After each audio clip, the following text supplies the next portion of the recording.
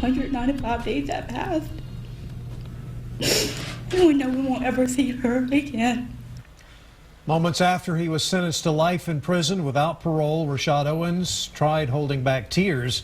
It wasn't because of the sentence, but because of what the victims and their families were saying. They were allowed to directly address Owens in court after a jury found him guilty of capital murder in the South by Southwest crash. 4 people were killed, nearly 24 injured. KXAN's Chris Sadeghi was in the courtroom when victims told Owens about the pain he had caused. Chris? It was very still in that courtroom. These victims have been through a lot, and this was their chance to talk to Rashad Owens directly and tell him the damage he'd caused. That little tiny body you plowed through was infinitely better than the person that you ever be. But I don't envy you.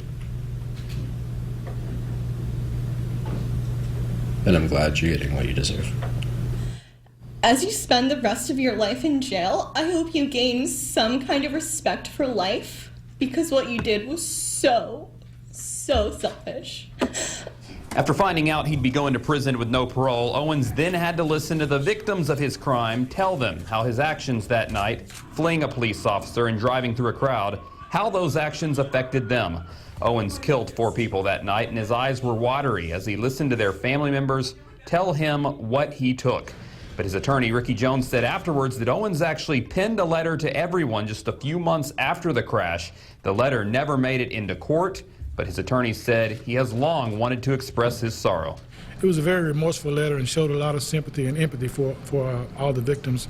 Those are deceased and those are injured, and their families as well. He asked me today if he would be able to read the letter of apology to the jury, so unfortunately he was not able to, but he just sat there and cried through the presentation of these victims' families because it was terribly moving, and you know, we all really felt the pain that these folks felt.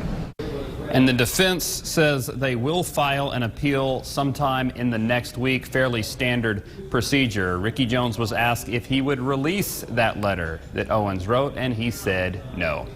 We're live from the Travis County Justice Center. Chris Sadeghi, KXAN News.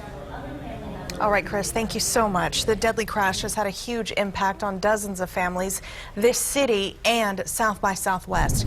4 people were killed: Stephen Cronmar, Sandy Lee, DeAndre Tatum, and Jamie West. 21 people were also injured.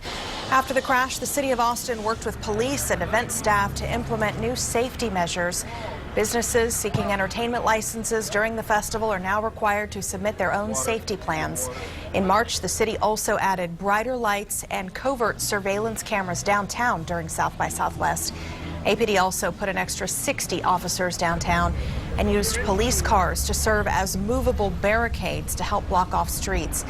But just last week, one Austin City Council member said security costs have gotten out of hand, now $1.5 million.